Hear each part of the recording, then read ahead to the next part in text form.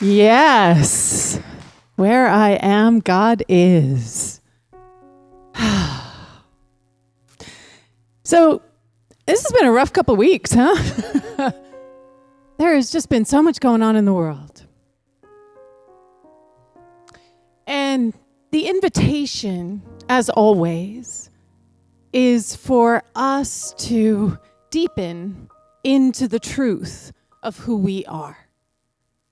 And I call that practicing the presence. And the thing is, I am the presence, you are the presence, that we are being invited to practice being the divinity that we actually are.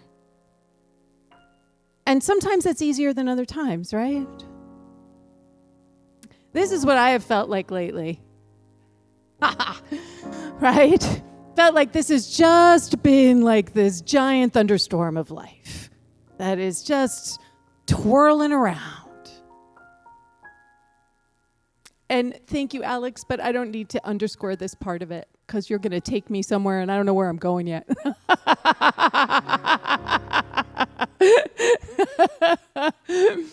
So we had Haiti, which really hit me hard. My wife's family is in the Caribbean, and so it's they have a house there, and they were there, and they were fine in Martinique, but it's close, and it hits home, right? When you see that much destruction.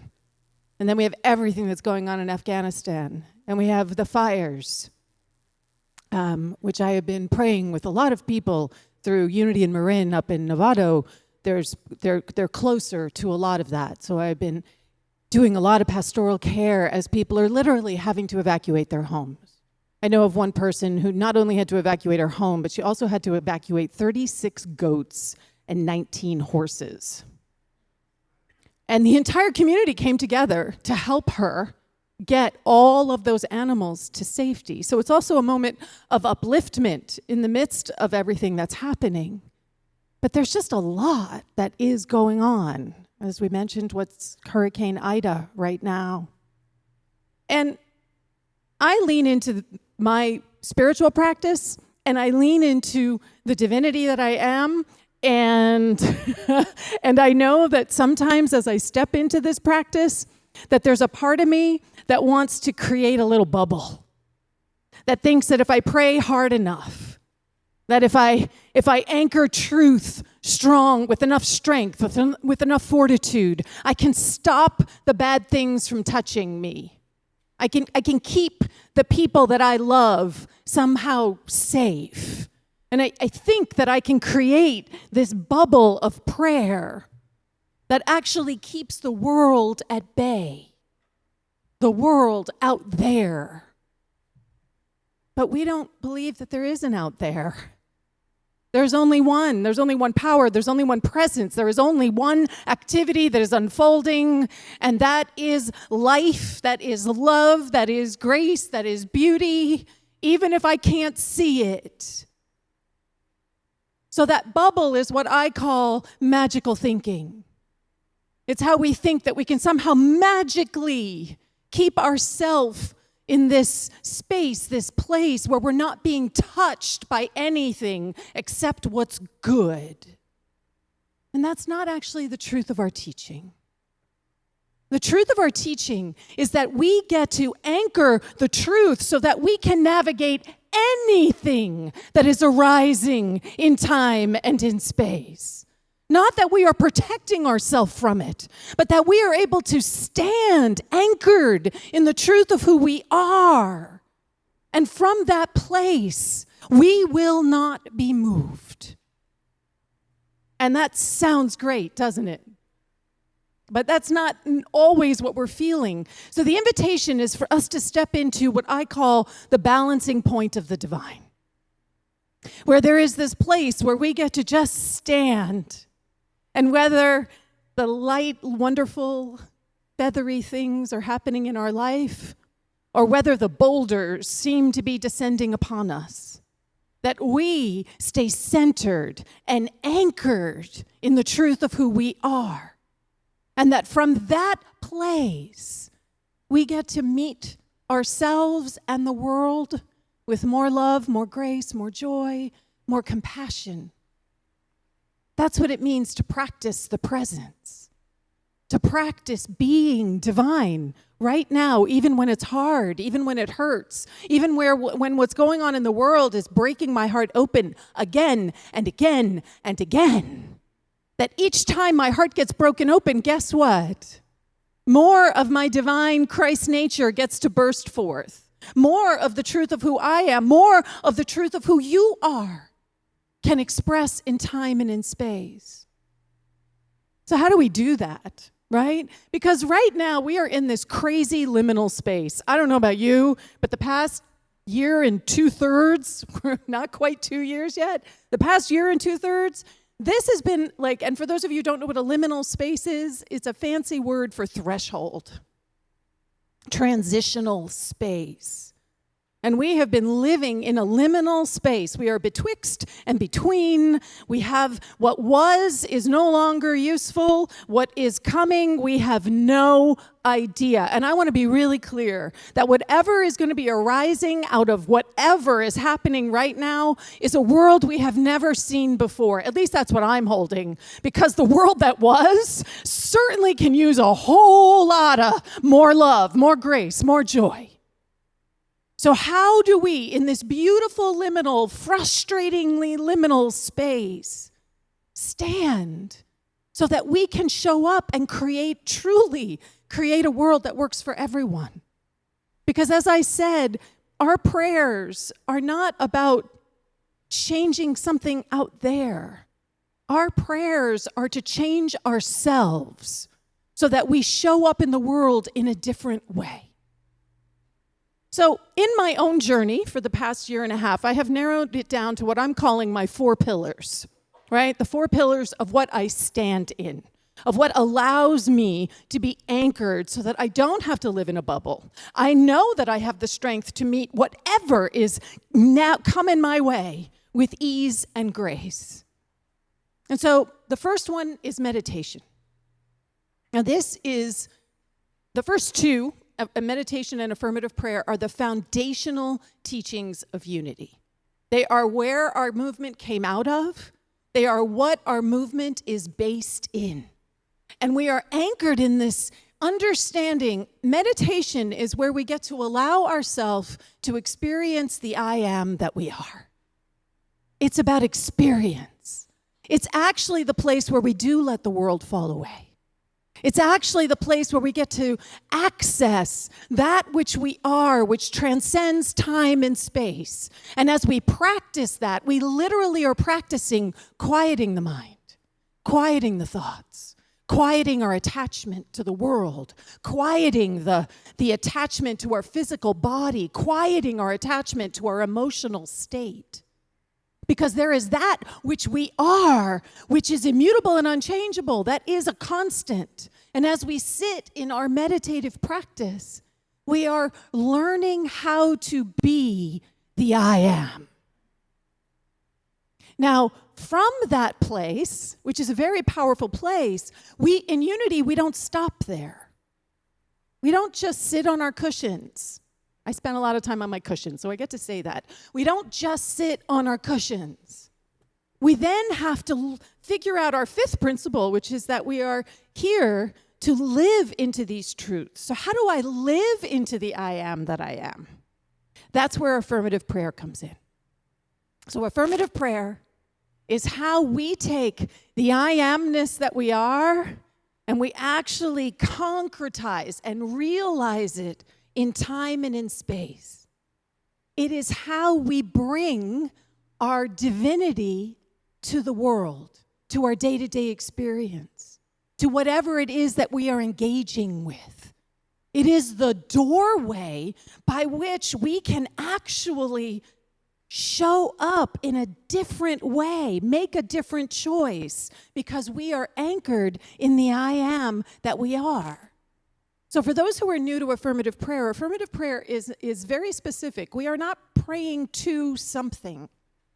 We are not petitioning some outside God because we don't believe that there is an outside God. We believe that there is one power, one presence that is everywhere present. And from that place, we speak from our awareness of the truth of who we are. And as we speak from that clarity, we get to manifest it in time and in space. And it changes me. When I do affirmative prayer, I am changed. And I also know that as I stand in that transformation for myself, because there is only one power and one presence, one consciousness, as I stand in that for myself, guess what? You also get to stand in it. Everyone has this available accessibility for them to stand in that truth. We are called through affirmative prayer to be a force of transformation for ourselves and for the world, that we're up-leveling consciousness. Unity has been around for 130 years, right? 1889. And in that time, as Ken was saying, our consciousness has grown. Our consciousness has shifted and evolved and expanded. And do you know how that's happened? Through the power of affirmative prayer, through the power of us sitting in meditation and listening to the I Am. This is how we individually grow and evolve, and this is how we as a community get to evolve and grow. Which brings me to the third pillar, the sacred Sangha. So just take a minute and look around.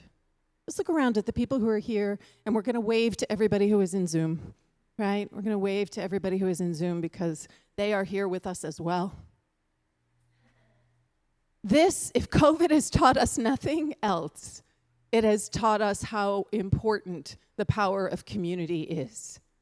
How important it is for us to come together like this, to actually be able to connect, to actually be able to be with each other in time and in space.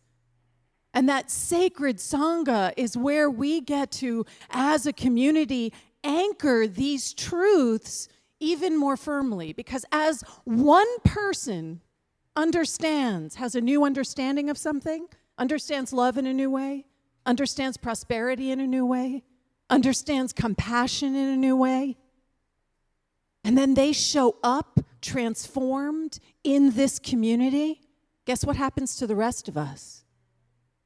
We show up with more compassion, with more love, with more abundance.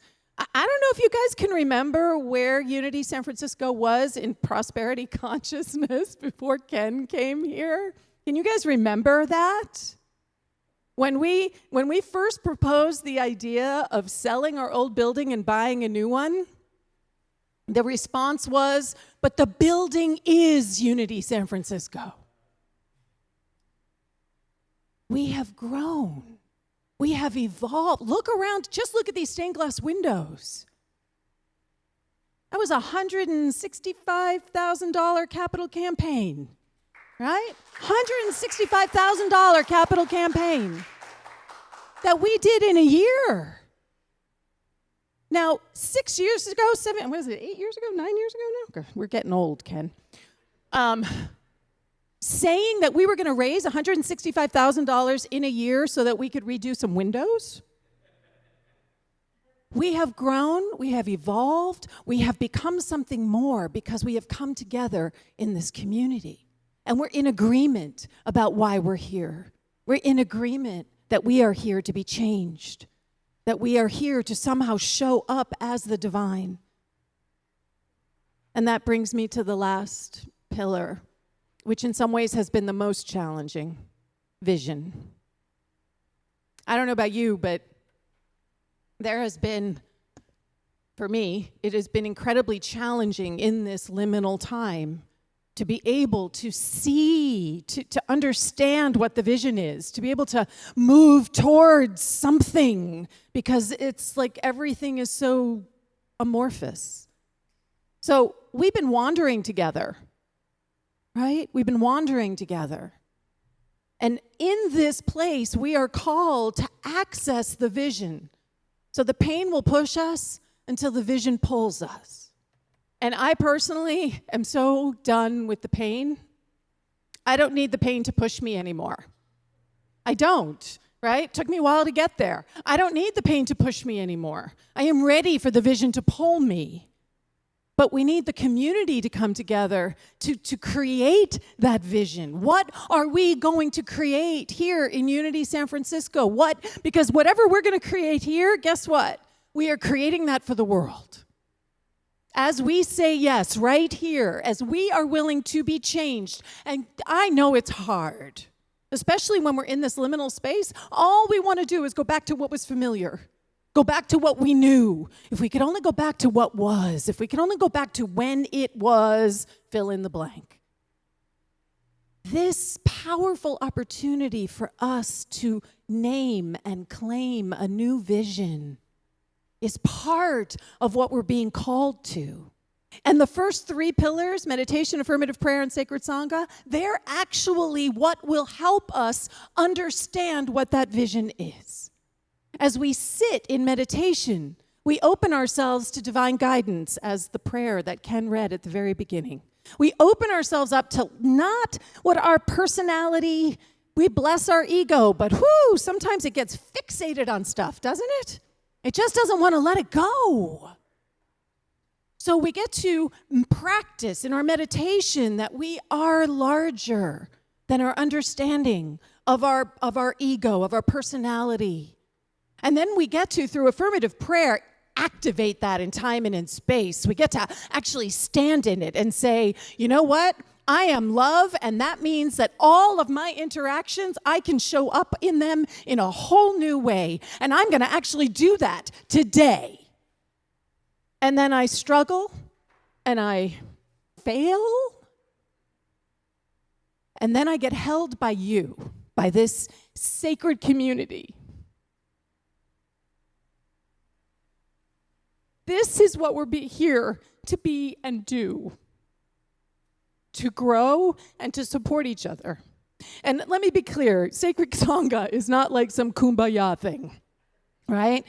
Sacred sangha means that there are people who are working your last nerve, and we love them, and we appreciate them because it's where we rub up against each other that we get to grow. It's where we rub up against each other that a new understanding can emerge. It's where we rub up against each other that we get to say, oh, wow, look at how judgmental I'm being. Look at how hard I'm being. Look at how unrelenting I'm being. Look at how unforgiving I'm being. Look at how stubborn I'm being. That one's mine. Right? And in that space, we get to continually call ourselves to the vision that we are here to love and to be loved. And when we do this together, when we come together, so it's so hard. COVID has created this experience of splintering, of scattering. And it's asking something of us. It's asking us to understand community in a whole new way. It's asking us to understand intimacy in a whole new way. How do I be intimate and connected with you when I literally have something blocking half my face? How can I transcend what's happening in time and in space and actually live from the truth that I know? It's interesting because I watch kids, and I've been talking to a lot of teachers, and they've been saying how the kids are wearing masks and they're socially distancing, and they're still playing. They're yelling at each other across the cafeteria. They're still connecting. They're still running around because they don't have the same idea in their head that somehow this mask is a block to being able to connect. They're figuring out different ways to connect. They can't use people's mouths. They're figuring out another way. That's what we're being invited to as well. That's part of the vision. That is part of how we get to grow. And it isn't easy, right? But without vision, the people perish. And people means singular people. If I don't have vision for my life is going to become stale. My life is going to become like uneventful. It's going to become super, super comfortable. It's like a death knell to life. Right? What we're being invited into is to always being stepping forward. I always say in my classes that we want to make the uncomfortable comfortable. We want to make the fact that we are on the leading edge of what we understand, that we're on the leading edge of who we are trying to become, and how uncomfortable that is. We want that to be our comfort zone. That's where we want to live from and choose from and act from. So it invites us to change our perspective, to be able to sort of shift how it is that we're holding ourselves and each other. And it's all too easy to get caught up in what's happening in time and space, right? All too easy for the experiences of our body to completely take over. Anybody who's experienced chronic pain knows what that feels like. It's all too easy for our emotional state to dominate our experience. Anybody in here have some anxiety? Knows what I'm talking about. It's all too easy for the mind to keep racing and running. Anybody in here not be able to sleep at night? Because the thoughts just won't stop. So this is where our experience in time and in space, the relative world, the changeable world, is controlling our understanding of who we are. And it's so fascinating to me that by its very definition, the relative world is going to change.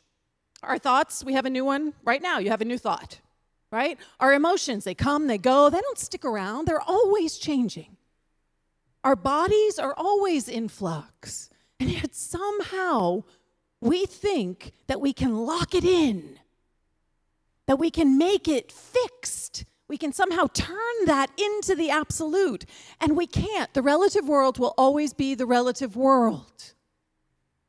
But what we can do is place our focus on the truth of who we are and allow that to be more present in our experiences in the world than whatever seems to be presenting itself. So take a look at this picture, and what do you see?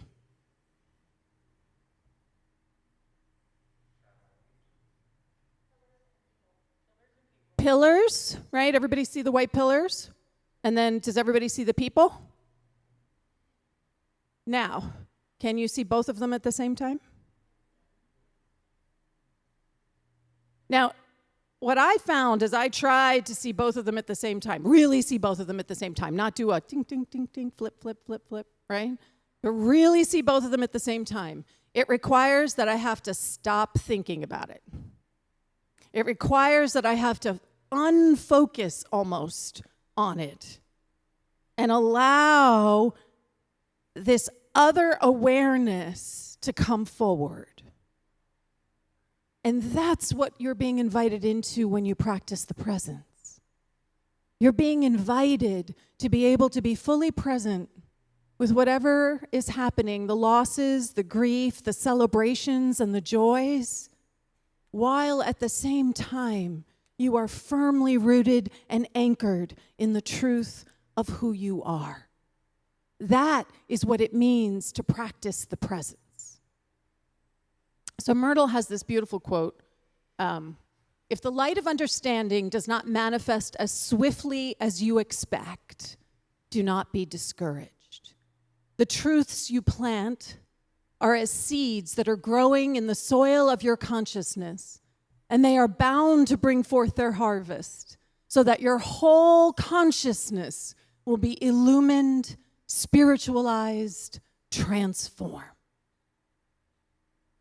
So in this liminal space, I certainly know that my understanding has felt challenged at times. And I take Myrtle's words to heart, that it is not something that I need to be discouraged about, because that too is part of me practicing the presence. That too is part of my engagement in the world, not turning away, not running away, not doing what we call a spiritual bypass, not trying to slap an affirmation on whatever's happening in our life. You know, the old adage, you ask a Unity person how they're doing, and they say, it's all good. What they really mean is, my life has gone to hell. All right? can we actually say, this is really hard right now? This is really hard. Looking at the pictures of what's happening in Afghanistan is really hard. And I know that I am good. I know that I can stand in the truth of my being. And I know that as I anchor that right here and right now as my life, that guess what? Somewhere in Afghanistan, someone else is aware of that as well. And I think of this for the women of Afghanistan every day.